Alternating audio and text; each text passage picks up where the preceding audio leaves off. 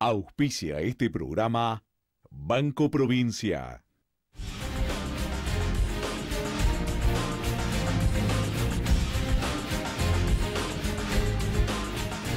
Muy buenas tardes a todos, gracias por estar del otro lado, esta vez en ausencia de nuestro amigo Claudio Sucho, que está por trabajo afuera, así que no nos puede estar acompañando, pero siempre deseándonos lo mejor del otro lado y siguiendo al equipo en todo lo que hacemos.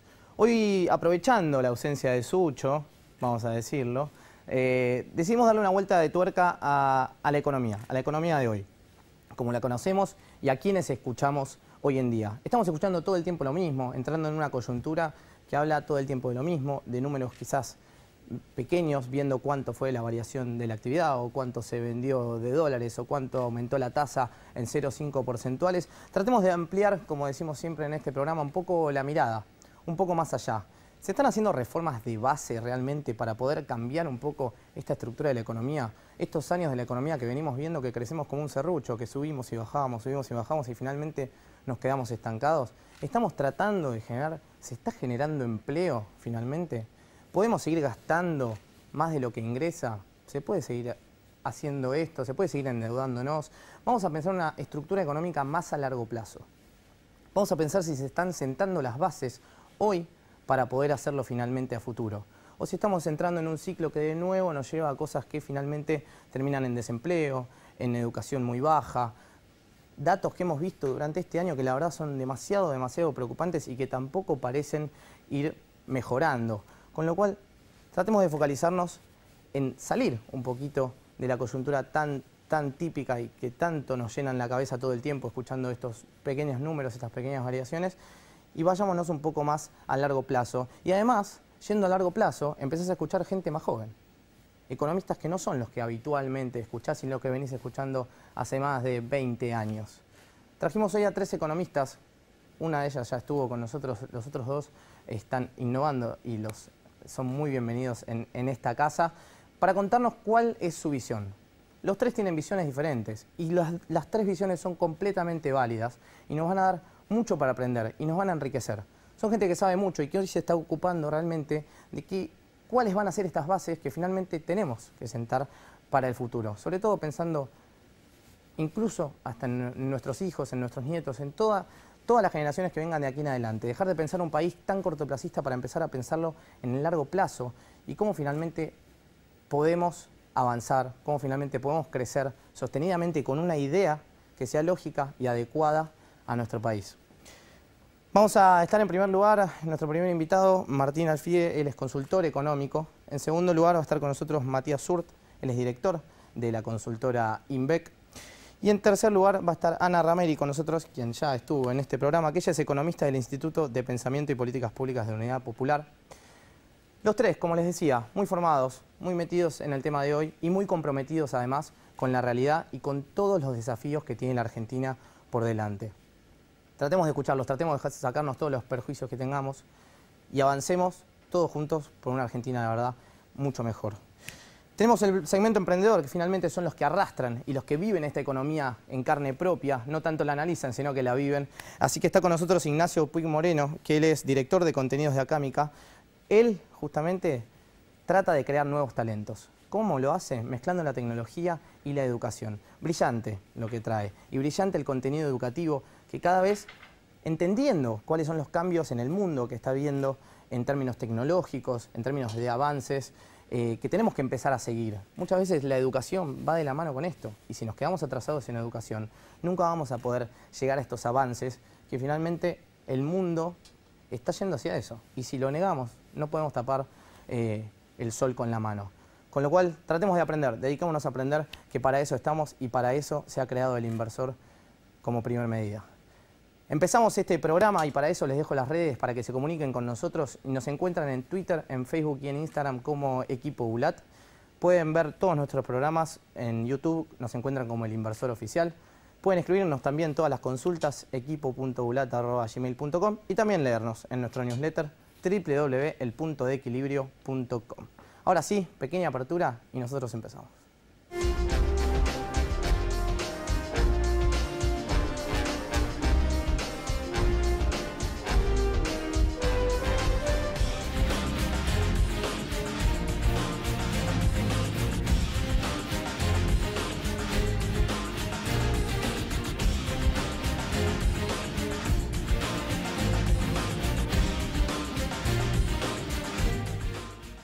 Bueno, seguimos y empezamos, damos comienzo a este inversor. Hoy muy prometedor, la verdad. Chicos, muchísimas gracias a los tres por estar. Gracias, Ana, por venir de nuevo. Gracias.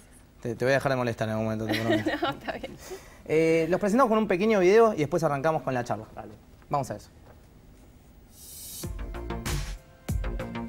Para hablar de crisis, empleo, industria, financiamiento y otros temas, hoy 3 jóvenes economistas brindarán un panorama de qué se espera para el futuro económico de la Argentina. Nos visitan en El Inversor Ana Rameri, Martín Alfí y Matías Surt.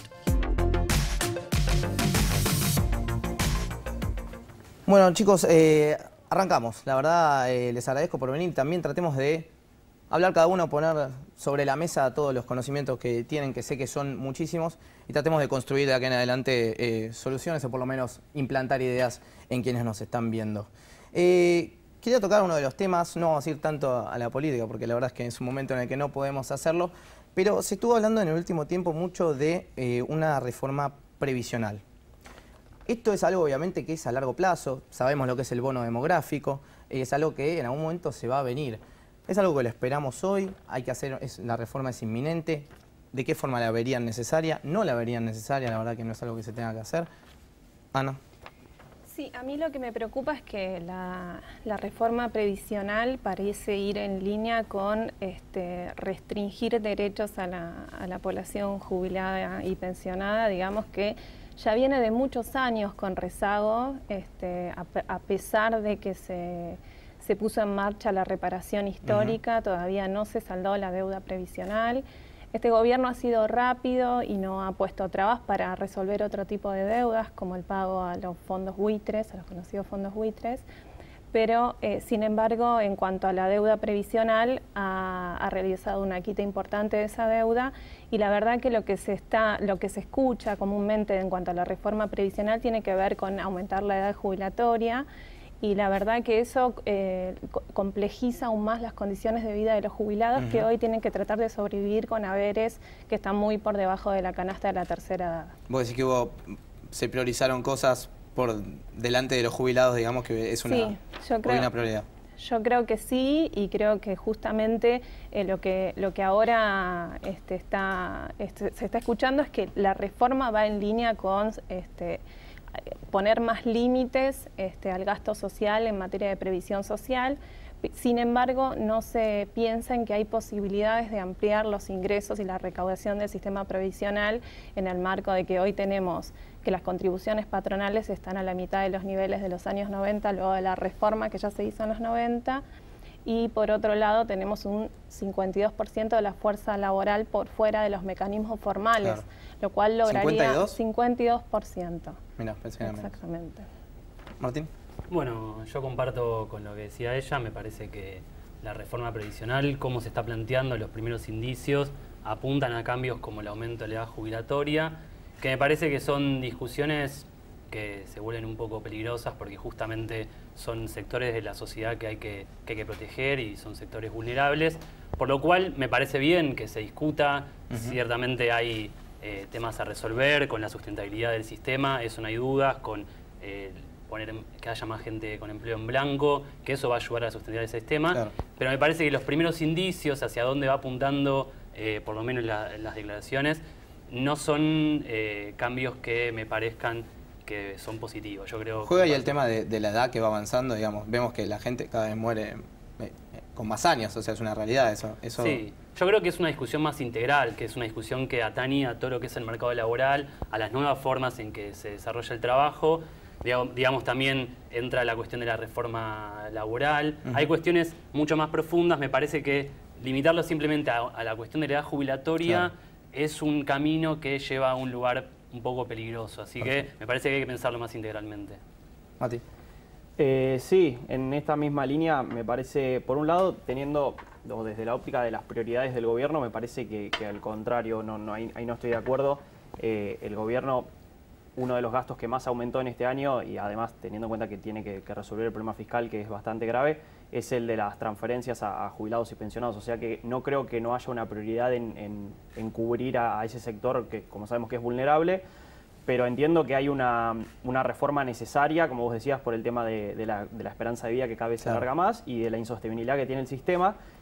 Y también, como decía Martín, no lo veo, o sea, es difícil analizarlo desconectado de la reforma laboral, porque coincido, yo el número que tenía en mente de mercado laboral, digamos, informal era un poco más bajo, del 33% según la última medición de la EPH, pero igualmente es un montón, es altísimo. Sí, sí, pero también, o sea, relacionándolo con el tema de los ingresos, si tenemos tanta gente por fuera del mercado laboral formal, pensar que se puede aumentar la presión tributaria sobre el trabajo me parece que atenta contra el objetivo de integrar a esa gente. Entonces hoy, por sostener un sistema formal,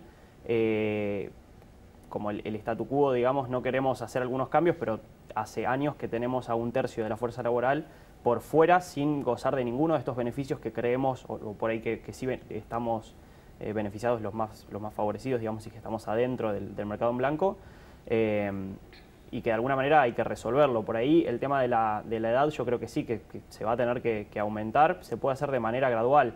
El otro día leía que hay países... Eso te iba a preguntar, ¿en algún país esto está modificándose también? Claro, el tema de la edad? se van haciendo, creo, no estoy seguro ahora en qué país era, en Australia me parece que se fue haciendo de manera gradual. O sea, si vos estabas llegando a la edad donde te correspondía la jubilación, no era que te decían, bueno, no, tenés que aportar y trabajar 5 años más, sino que te lo van corriendo de a meses, por ejemplo, o de a trimestres o de a año. Entonces, el que está por llegar, le dicen, bueno, tenés que trabajar 1 año más. En cambio, a nuestra generación, por ejemplo, que nos faltan años, sí podemos ya prever que cuando tengamos que jubilarnos vamos a tener que trabajar 5 o los años de más que sean, digamos. Perfecto. Otro de los temas es la carga impositiva acá en Argentina, y obviamente va de la mano con un mercado informal enorme, ¿no? Porque recae obviamente sobre quienes son formales finalmente y quienes tributan. ¿Se puede seguir así? ¿Se puede ser competitivo? Dejemos de hablar de la competitividad del dólar, ¿no? Que siempre la relacionamos con eso. ¿Influye en la competitividad que tiene Argentina, en lo que podamos exportar, en lo que podamos generar acá internamente, o hoy es algo que no nos atañe? Yo creo que me parece preocupante cómo se está instalando también el tema de la carga impositiva, porque va de la mano de un planteo de que en la Argentina hay baja rentabilidad. Y detrás de ese planteo está el enfoque que entiendo que tiene la política económica de este gobierno, pero también del gobierno anterior, el enfoque de creer que la solución viene por el lado de la reducción del costo laboral, porque en el costo laboral se ubican los males y los problemas de la inflación y de la competitividad. Sinceramente, si uno observa los últimos datos del Banco Mundial del, creo que es 2015, el gasto, si es la recaudación es aún menor, en proporción del PBI es en torno del 25%, en la Unión Europea es en torno del 37% y supera el 40% en países como Italia, Francia. Como que no vendría por ahí, digamos. Yo creo que no, que al contrario, que una solución tiene que ver con poder captar mayores recursos de los sectores con poder económico, digamos, y discutir la composición del gasto, porque seguramente muchos te dirán, sí, bueno, pero en esos países hay otra seguridad social, digamos, otro estado de bienestar. Es cierto, pero la cuestión no hay que desviar dónde está el foco del problema, no hay que dejar de gravar impuestos, sino que hay que discutir la composición del gasto para hacerla mucho más progresiva. Sí, yo comparto. Me parece que ahora la discusión de la reforma tributaria, el valor que tiene que guiar esa reforma es la búsqueda de mayor progresividad tributaria. Por ejemplo, en los números que se ven en los países de la OCDE, los países más desarrollados, lo que es el impuesto a las ganancias, el impuesto a los bienes personales, digamos, a los ingresos, es alrededor del 9% del PBI, mientras que en Argentina representa 3% del PBI. Entonces yo creo que lo que hay que hacer es intentar ampliar el peso que tienen los impuestos más progresivos en la estructura tributaria. Y en ese punto también veo algunos cambios que, si bien son menores y tal vez pasan desapercibidos, apuntan hacia un sistema no tan progresivo como nos gustaría, que fue el tema de bienes personales. Un impuesto que debería ser modificado porque tenía sus problemas de evaluación fiscal, etcétera, pero que era uno de los impuestos más progresivos porque grava la tenencia de los que más tienen. La eliminación gradual que se hizo con la ley de blanqueo me parece que es un paso hacia atrás. Entonces, con ese antecedente, yo creo que la reforma fiscal que se va a empezar a discutir seguramente el año que viene tiene que tener en consideración que la progresividad y que los que más tienen, o sea, los que más pagan, tienen que guiar gran parte de la discusión. Y la otra parte, sin duda, es que tiene que haber una estructura tributaria que promueva la producción, pero no tenemos que caer en, como decía ella, que los problemas de empleo es porque hay mucha carga tributaria. Yo creo que los problemas de empleo tienen que ver con otras cosas. No hay que pensar que el modelo a seguir, por ejemplo, es Brasil y que de esa forma vamos a generar más empleo, porque me parece que entramos en una competencia que termina mal. ¿Cómo creo que se reduce? Podríamos hablar de reducir la carga o que pensar distinto la estructura impositiva si el mercado laboral fuera más formal, abarcara a más personas, a más habitantes de la Argentina. ¿Cómo hace el gobierno que sea para incentivar, digamos, a que entren al mercado laboral? Yo creo que tiene que ver también con la estructura productiva que un país plantea. Según el sector productivo que vos promuevas, eso también tiene que ver con la estructura social y la estructura de trabajo que vos vas a tener. No es lo mismo una economía que se base en, por ejemplo, la explotación de recursos naturales, que una economía que apunte a servicios de conocimiento, o sea, la industria más desarrollada. Entonces, digo, otro ejemplo, cuando vos ves los fondos que se destinan a la investigación, los fondos que se destinan al CONICET, cuando se empieza a pensar en recorte de gastos que generan a largo plazo empleos de mayor calidad, también empieza a generar dudas y señales de alarma sobre qué modelo de país y qué modelo de desarrollo es el que va a tener y qué modelo, qué tipo de empleo te genera ese modelo de país. Entonces, creo que no tenemos que desligar la discusión de la estructura laboral con la estructura productiva que está buscando. Perfecto.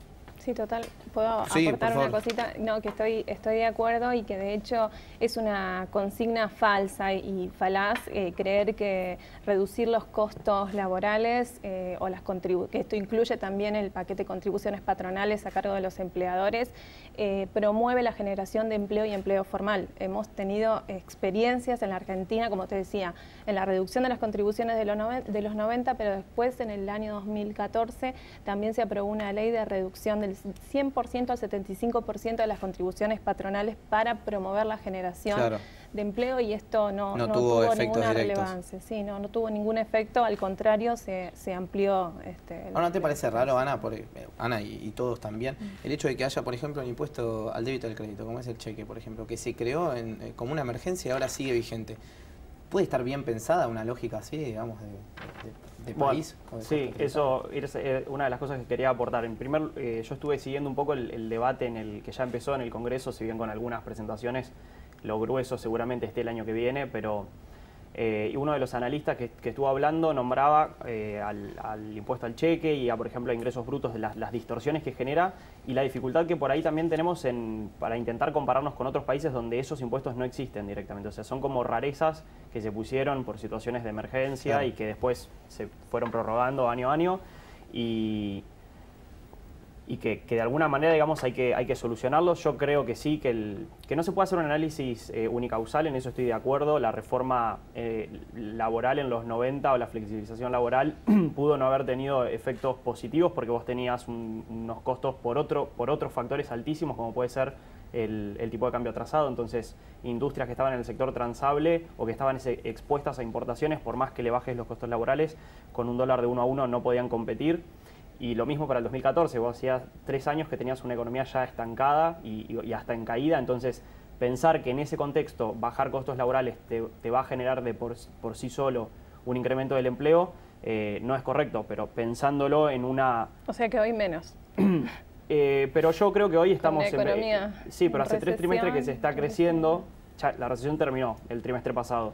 Técnicamente está creciendo por la obra pública en algunos sectores particulares. Ahí no estoy tan de acuerdo. En agro. Yo creo que la difusión es cada vez mayor y es cada vez mayor tanto en los sectores como también, digamos, en los drivers que están llevando a cabo. Es muy difícil pensar en sostener un crecimiento económico en una economía que ha decidido planchar el consumo, donde todas las paritarias desde el año 2016, donde hubo una tremenda devaluación y todas las paritarias que cerraron en el 2016 y ahora en lo que va del 2017 están por debajo de las pautas inflacionarias. ¿Sí? El salario real de los primeros 5 meses del Ministerio de Trabajo, que es donde sostenés una economía a base de endeudamiento y depende del financiamiento externo y no depende de una decisión tuya, digamos. Veo muy poco factible un crecimiento sostenido en esos términos, la verdad, como para pensar en una reforma laboral. Mati, yo ahí sí tengo muchas diferencias. En primer lugar, me parece que el endeudamiento, al contrario de decir, che, vamos a basar nuestro crecimiento en el endeudamiento, la estrategia es, no podemos ante el enorme déficit fiscal recibido no podemos golpear a la sociedad haciendo un ajuste abrupto como muchos economistas y hasta gente del propio sector de la coalición de gobierno supuesto, ¿no? proponía, y que por suerte tuvo más peso la opinión de otros economistas y de otra dirigencia dentro de esa coalición de 3 partidos.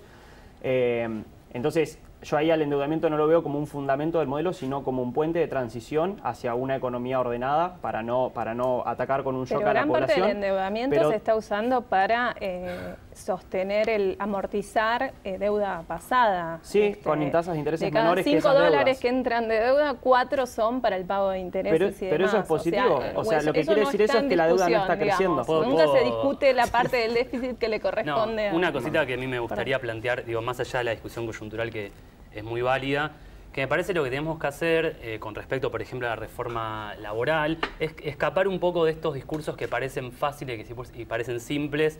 Digo, un ejemplo, se creía en su momento que, bueno, nos abrimos al mundo y podemos insertarnos exportando y así va a ser la solución del crecimiento, o con el cambio de gobierno iba a haber un shock de confianza y van a llevar las inversiones. Me parece que esos cantos de sirena o esos discursos hay que tenerle cuidado, y me parece que la reforma laboral puede transformarse en otro de esos puntos al decir, bueno, bajemos los costos laborales y esa es la solución. Yo no creo que ellos dos hayan planteado algo así, pero sí se plantea a veces en la discusión pública: bajemos los impuestos, bajemos los costos laborales y de esa manera se solucionan los problemas económicos. Yo creo que hay que salir y que esos diagnósticos simples, que muchas veces son puestos tanto por el gobierno y como también por sectores de la oposición, son peligrosos. Entonces, no vayamos al discurso simple de el problema son los costos laborales, sino que hay muchos problemas que atañen a la competitividad que van más allá de la cuestión laboral.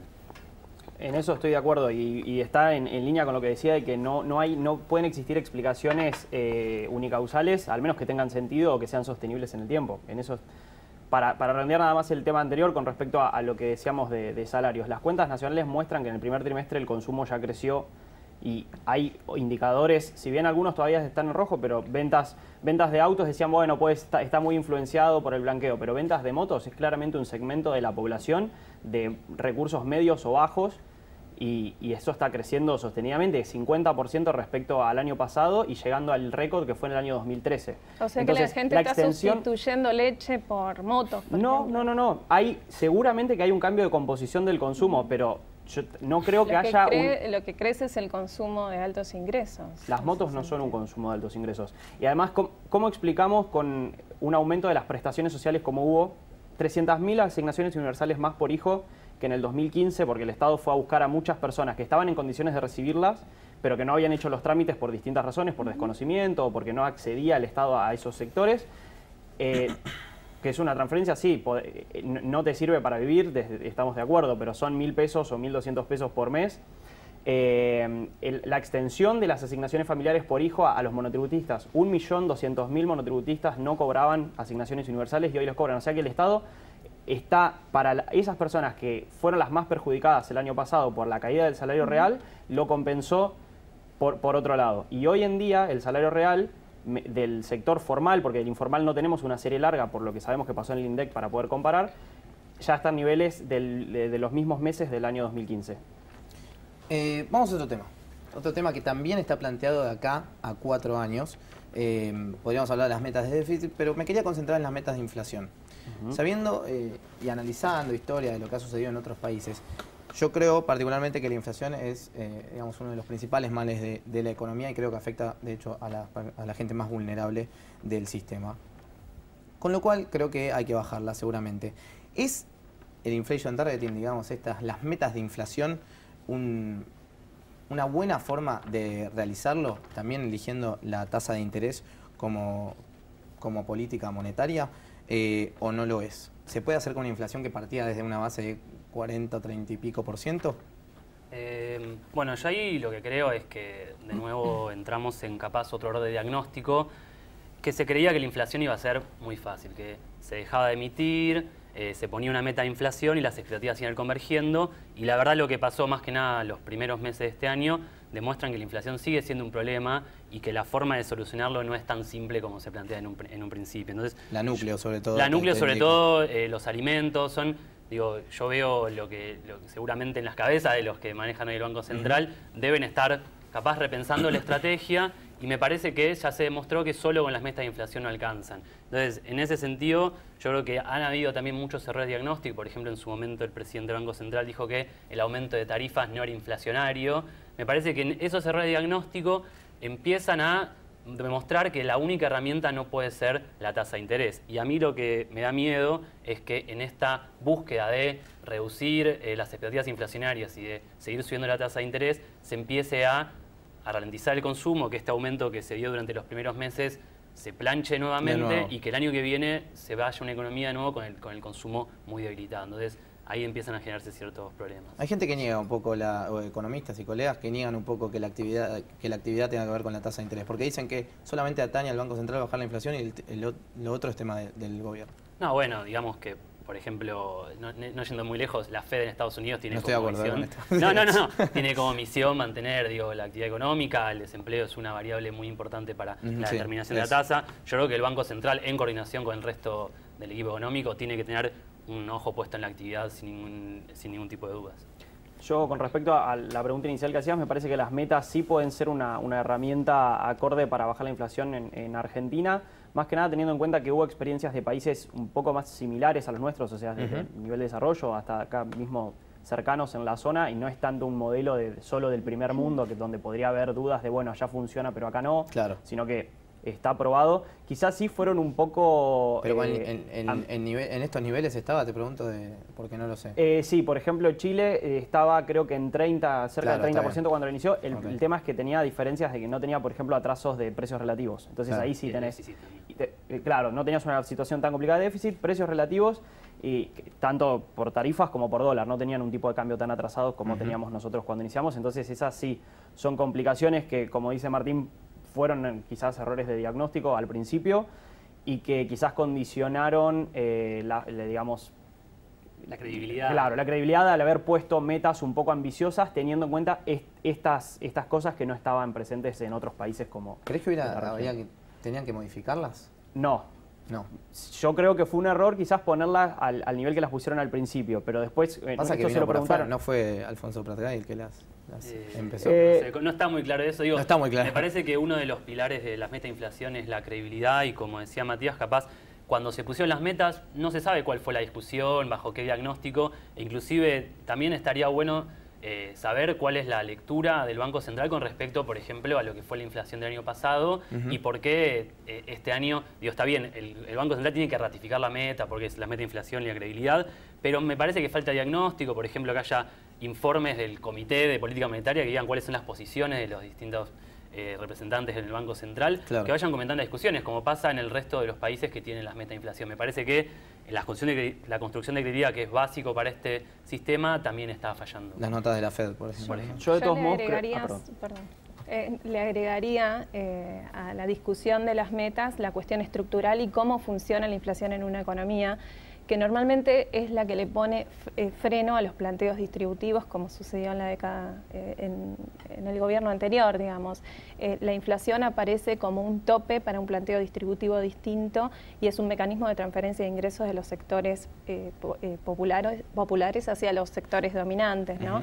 Y yo creo que de fondo también de la inflación está el problema del proceso de inversión de un sector dominantemente concentrado en la economía, formador de precios y con un comportamiento reticente a la inversión, por lo cual, y sobre todo particularmente mirando la evolución del tipo de cambio, digamos, porque tenemos una economía absolutamente dolarizada en el sentido de que demanda continuamente divisas. Casi bimonetaria. Sí, la armaduría industrial requiere para su funcionamiento 36.000 millones de dólares anuales, se requieren dólares para el pago de intereses de deuda, se requieren dólares para que sean fugados al exterior por la clase dominante, se requieren dólares para la remisión de utilidades y dividendos, digamos, todas estas presiones al tipo de cambio que normalmente terminan en devaluaciones importantes, afectan los precios y ponen límites a cualquier tipo de planteo redistributivo en la economía. ¿Qué podemos esperar también en el largo plazo con las industrias actualmente? ¿Qué se está haciendo hoy o qué bases se están sentando de aquí en adelante? Por ejemplo, una que vimos, puede ser con el agro, nombrabas vos, también hablamos de la construcción un poco, pero pensando más en la industria manufacturera, de aquí en adelante, ¿qué perspectivas podemos tener siguiendo un largo plazo como lo estamos viendo hoy? Bueno, yo creo que la industria por ahora ha sido la gran perdedora en casi 20 meses de gestión y tiene que ver con capaz también errores de diagnóstico que se hicieron en un principio. Por ejemplo, la economía estaba muy cerrada, entonces había que abrir la economía. Y se hizo en un año, 2016, en el cual el PBI cayó, por lo cual la industria tuvo que enfrentar lo que dicen la tormenta perfecta, caída de ventas y aumento de competencia importada. Eso en muchos sectores, justamente los mano de obra intensivas, tuvo un efecto muy negativo.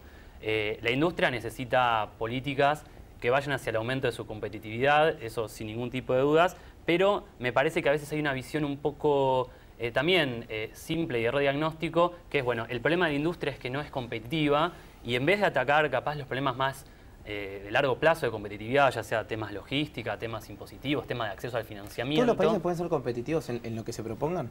A ver, eso me parece que no, porque si no todos los países serían desarrollados. Yo creo que Argentina tiene que elegir varios sectores para desarrollarse y en ese sentido no puede depender solo del agro, de la minería, de los servicios. La industria cumple un rol vital y lo cumple en todos los países desarrollados. Tiene una base industrial muy importante. Entonces yo creo que también, de nuevo, ciertos indicios de desprotección, ciertos indicios de no tener a la industria como una de las prioridades productivas se fueron dando. Y me parece que eso tuvo su impacto en el mercado laboral, tuvo su impacto seguramente en la distribución del ingreso, aunque es más a largo plazo. Y me parece que en ese sentido es otra de las señales de alarma que aparecen, cuál es el futuro de la actividad manufacturera.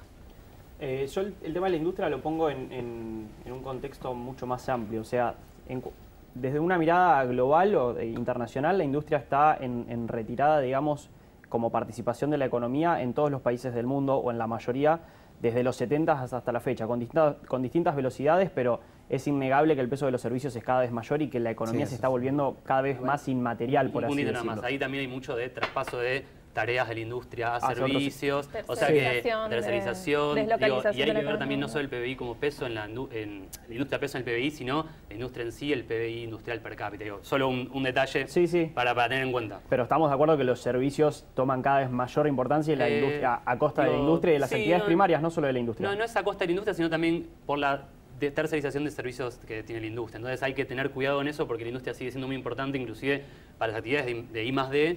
En los países desarrollados la industria representa el 80% del gasto en I+D. Entonces sigue teniendo un peso importante en la economía. Simplemente eso. Después, por otro lado, viniendo bien a la coyuntura, la industria en Argentina está cayendo desde el año 2013. O sea que la tormenta perfecta del año pasado es un capítulo más. De hecho, la caída del 5% que tuvo el año pasado la industria es la misma que la del 2014, 5%, donde no hubo apertura, sino que la economía se cerró más todavía en el año 2014 y tuvimos el mismo porcentaje de caída interanual. O sea que es así, creo. Un cepo importante. En el 2014. Tenías una traba para poder importar. Por eso, pero con trabas la industria cayó 5. Y el año pasado, sin trabas y abriendo la economía, cayó 5. Entonces, o sea, tuviste la misma caída con una economía más abierta. O sea que hasta ahí podríamos decir que el desempeño de la economía de la industria con las nuevas situaciones fue mejor el año pasado que en el 2014. También tenemos Brasil. El empleo fue distinto, sectorialmente se impactó de otra manera. En la industria automotriz pegó mucho en el el tema de Brasil. Sí, y sigue pegando. Y las industrias que generan mano de obra tuvieron en el 2014, no despidieron tanto como fue. El año pasado fue el mayor despido de empleo industrial desde el 2002. Entonces, la distribución sectorial fue distinta, pero es cierto que la industria viene con problemas hace La tiempo. política de apertura terminó cerrando muchísimas fábricas y dejando mucha gente en la calle. Yo igualmente ahí pienso que sí, que la economía debe avanzar a una mayor apertura y que hay industrias que tienen que perder, por así decirlo, y que se tienen que reconvertir a otros sectores. El discurso de los 90, la reconversión y la modernización productiva vía la apertura y después no, para adelante esto. Hay que mirar para adelante. Chicos, la verdad ha sido un placer. Ojalá me quedaría horas charlando, así que bueno, nada, arreglémoslo por afuera también. Ahora se van a tener que poner de acuerdo, con la historia, y le vamos a regalar un libro a cada uno. Qué bueno. Así que tienen que elegirlo. A ver, ahí les muestro. ¿Puedo este? Y acá. ¿Están de acuerdo? También. ¿Cuál es tuyo? El del medio. Listo. Y yo voy con el del arte. Está bien, yo el turco así, que es una persona muy simpática. No, yo tengo muy poco arte, así que quizás me viene bien. Regáláselo. Sí. Bueno, nosotros, espectacular, me parece, la charla, aprendiendo y sobre todo enriqueciéndonos de contenido. Quedan ideas picando, mucho para hablar, mucho para debatir y sobre todo para seguir aprendiendo. Nos vamos al bloque emprendedor. Ignacio Puig Moreno está con nosotros, director de contenidos de Acámica. Quédate después del bloque.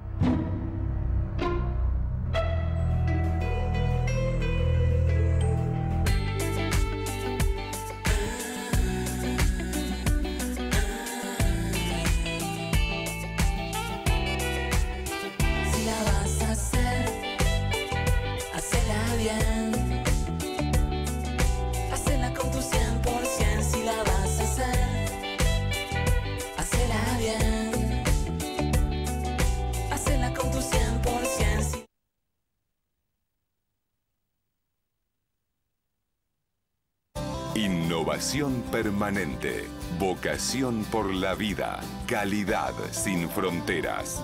Bagó, ética al servicio de la salud.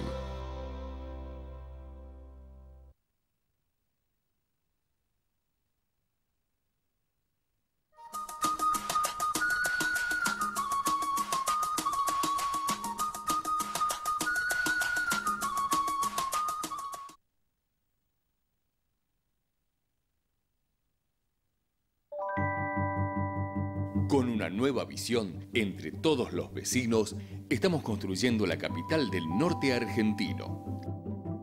Resistencia, tu lugar. Municipio de Resistencia.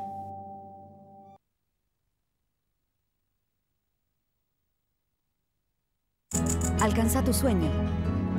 Anímate a emprender. Entra en buenosaires.gov.ar/emprendedores. Buenos Aires Ciudad. ¡Vamos, Buenos Aires!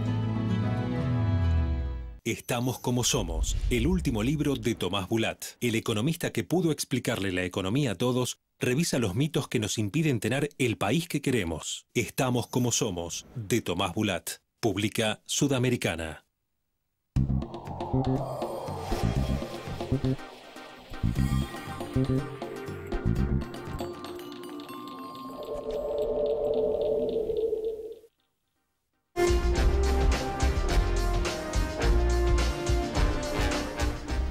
Seguimos ahora en este segundo bloque del Inversor. Gracias a todos ustedes por quedarse del otro lado. Estamos con Ignacio, como ya se los prometía. Gracias, Ignacio, por estar.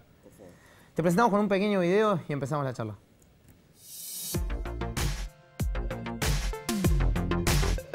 Es ingeniero industrial, nació y se crió en la ciudad de Buenos Aires y encontró en Acámica la combinación de sus pasiones, la tecnología, los negocios y el impacto social. Para contarnos el proceso de creación de contenidos vinculado a la tecnología, nos visita hoy en El Inversor Ignacio Puig Moreno.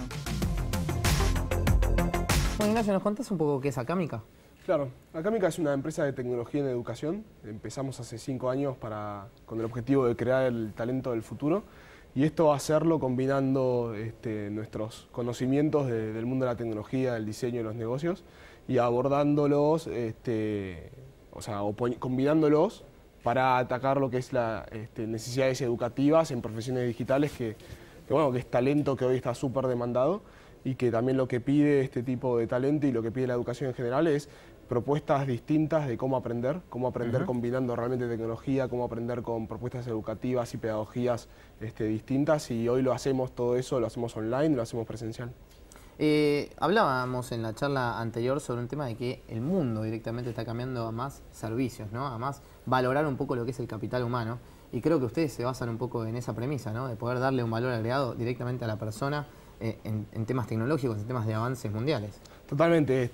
No tengo fresco los números de crecimiento de la industria del software y lo que implica en Argentina, pero son tasas chinas, claro, descomunales. Y la idea nuestra es acompañar ese proceso porque justamente es materia gris lo que se necesita. Y hoy el sistema formal no da abasto con esos requerimientos. La Cámara de Software estima que solo este año 2017 5.000 puestos de trabajo van a quedar vacantes en software. ¿5.000 puestos vacantes? 5.000 puestos vacantes. O sea, acá estamos hablando de crisis de empleo en un montón de sectores. Exactamente, que es es la parte esa social que es la que me interesa, ¿no? O sea, tratar de acercarle a gente oportunidades de formación con salida laboral rápida en un lugar donde el pago y las oportunidades son enormes. Y para crecer mucho, sobre todo. No tiene techo. Lo que hablábamos antes, en el siglo XX, si querías destacarte tenías que saber inglés. El siglo XXI, si te querés destacar, tenés que saber programación, y acá Mica es hoy el espacio para aprenderlo. Contame cómo empezaste, qué hacías antes, por qué decidiste hacerlo y cómo se fue desarrollando a lo largo del tiempo.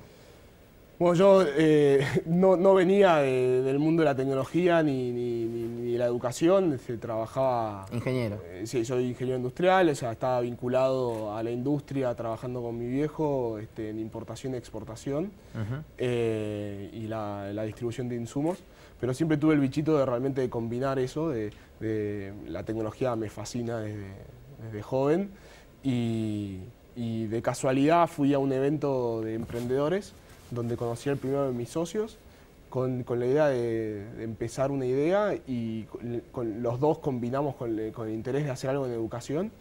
Y se había dado en un momento en el 2012 que en Estados Unidos había empezado como una nueva ola de educación online, y la acompañamos haciendo exactamente lo mismo a esa escala, a esa calidad.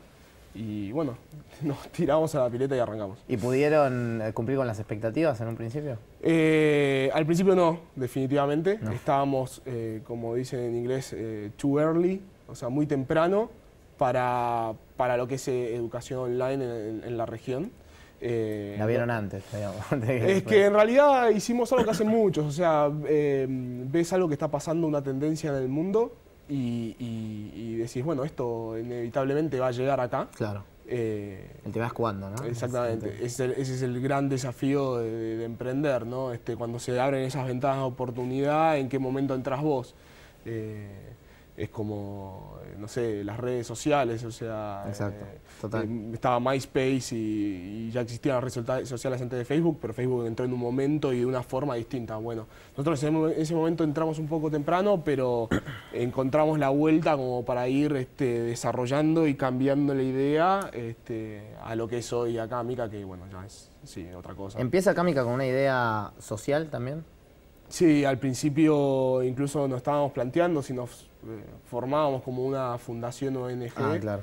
Pero ahí fue muy interesante, yo creo, el camino de emprender en tecnología, o de la forma que emprendí yo, es vincularse con ese segmento, con esa comunidad, con la gente que ya recorrió camino antes que vos. Sí. Y nos charlaron mucho y hablamos mucho sobre también una evolución en términos de lo que es el impacto social, y cómo el modelo ONG también es un modelo siglo XX, que lo respeto mucho, pero creíamos que podíamos hacerlo de otra forma, y que sean proyectos que se autosustenten. Entonces terminamos siendo una empresa. ¿Cómo funciona en el día a día? Contanos para que se entienda qué es acá Mica bien, cómo funcionan, cuánta gente hay, qué disponen, cuáles son específicamente los servicios. Bien, somos 20 personas en la actualidad, estamos todos basados... ¿Siempre fueron 20? No. No, empezamos siendo 4. El año pasado 8 o 9, y este año crecimos exponencialmente. ¿Qué hay? ¿Cómo se distribuye? Sí, tenemos un área... nosotros, como venimos del lado de la tecnología, el foco en realmente crear experiencias para nuestros usuarios se nota también en cómo organizamos nuestros equipos. Bien. Entonces tenemos un equipo de desarrollo de tecnología con el cual desarrollamos la plataforma de aprendizaje, que es 100% desarrollada por nosotros, en su diseño, en su tecnología, todo. Tenemos un área de contenidos, que es la que me toca liderar hoy a mí.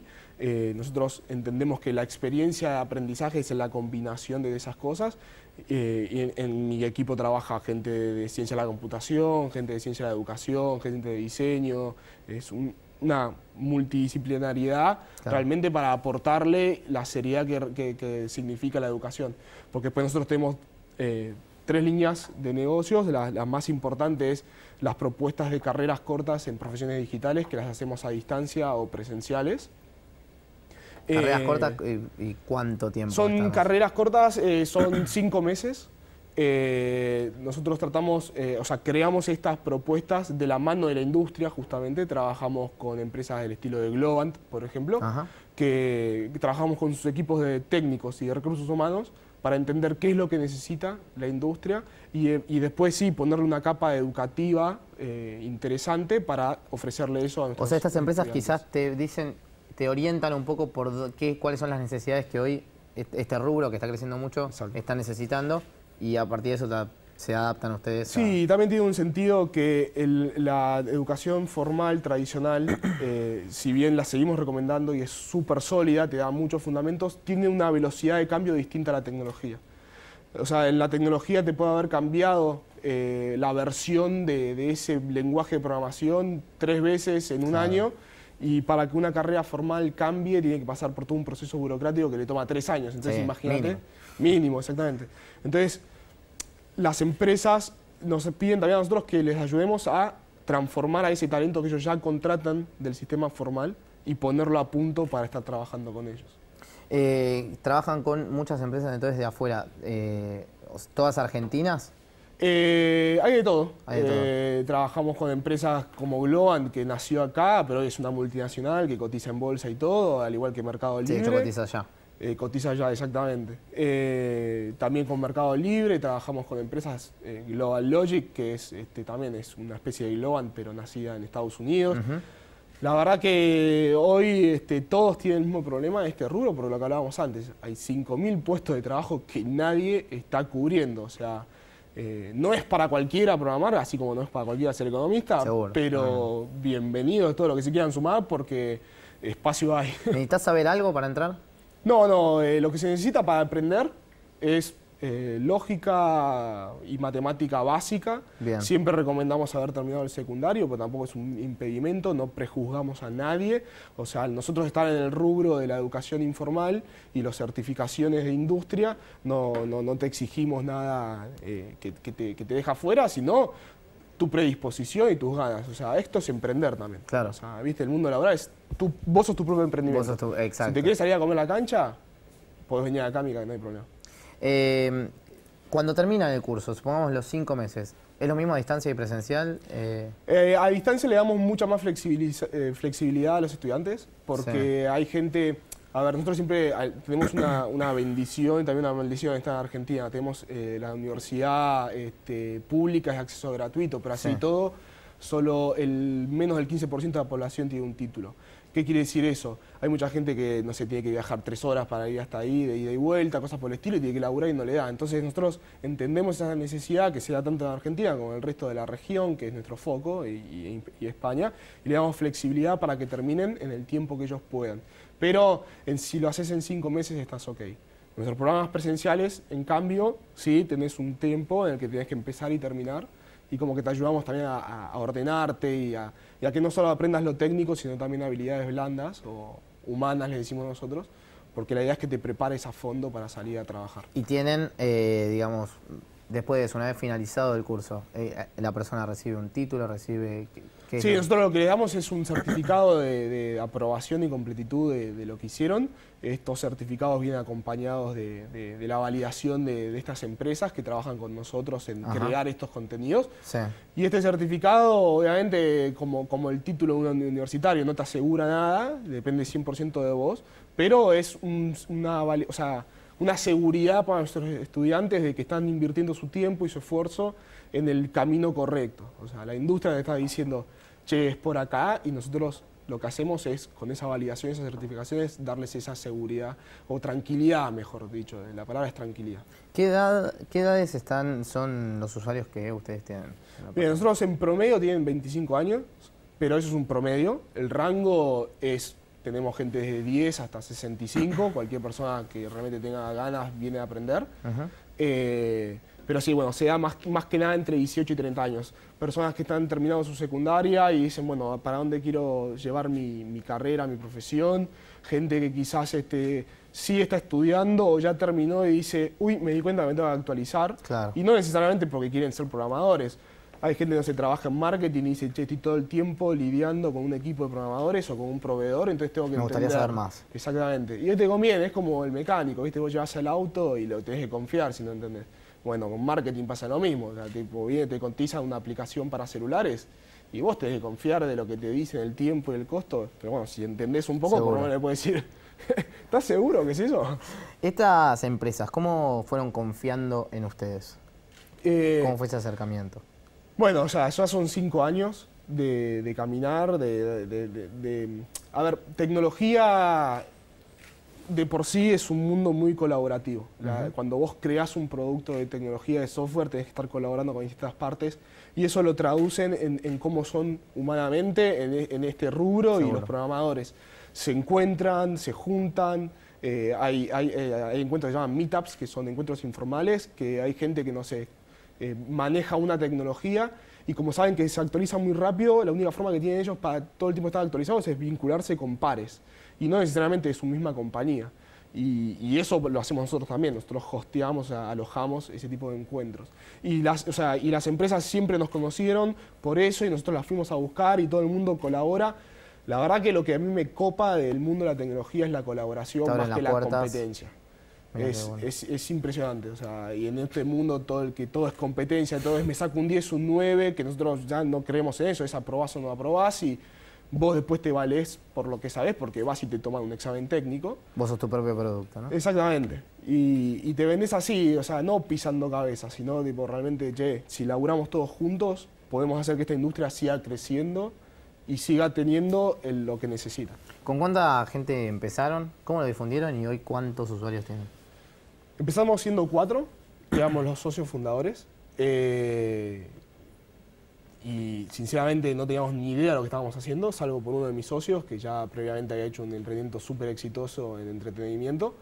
Y empezamos haciendo sentido común. Hablar, conectar, estar en los lugares, en los eventos, y viste, dar tarjeta. ¿Ustedes tienen un lugar físico? Sí, empezamos trabajando en cafés. Después nos prestaron un cuarto en un departamento en zona norte y así como que fuimos escalando. Sí, después pasamos por una aceleradora de negocios. Y después, bueno, a medida que fue creciendo y se fue volviendo realmente sustentable, ya tenemos nuestro espacio. ¿Y cuántos usuarios tienen hoy aproximadamente? Hoy tenemos 200.000 usuarios registrados. Demasiado. Sí, es internet, no tiene fronteras. Claro. Nuestro contenido al ser en español llega a cualquier persona que hable español en el mundo. Es solamente en español, ¿no? Hoy es solamente en español. Sí, porque el mercado angloparlante está súper saturado de cosas y la verdad que en español falta muchísimo. Es necesario saber inglés para trabajar en este rubro, no para aprender. Y desde lo educativo, cuando vos aprendés en tu lengua materna, es mucho mejor. ¿Hay algo similar en otros países? ¿Esto es una idea que viene de algún país cercano? No, sí, totalmente. O sea, hay cosas similares. Sobre todo miramos mucho Estados Unidos.